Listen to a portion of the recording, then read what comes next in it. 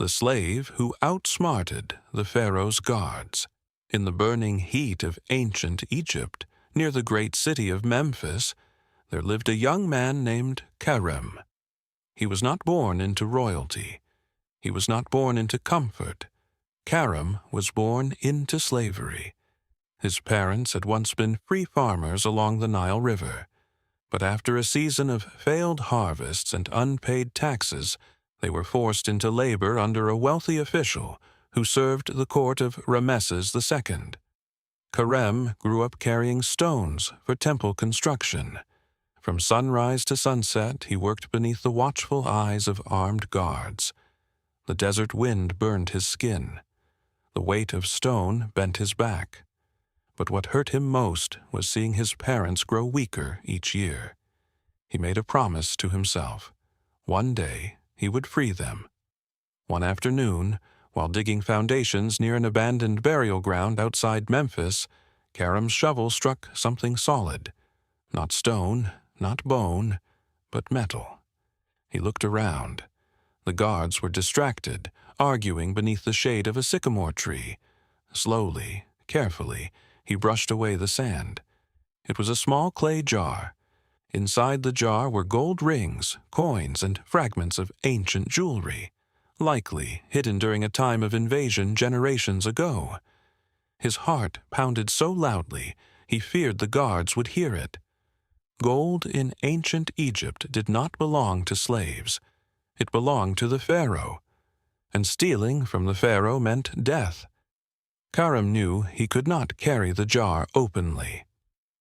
That night, under darkness, he buried the gold again, but this time in small portions across different locations near the Nile.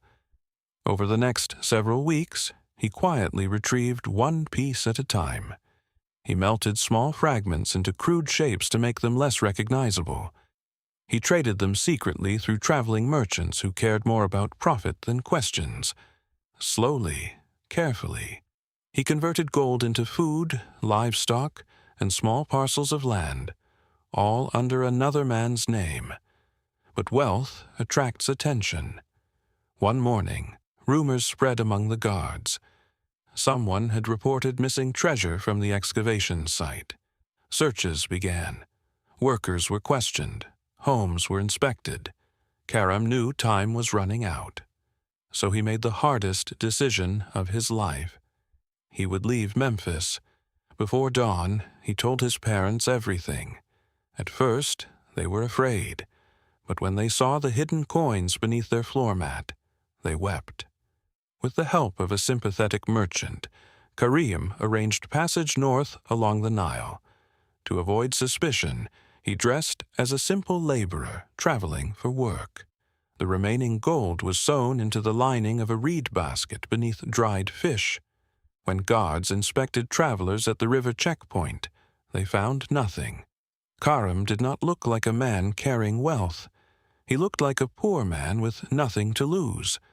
And so they let him pass. Months later, far from Memphis, in a small farming village beyond the reach of palace officials, Pharaoh purchased land. Not in his name, but in his father's.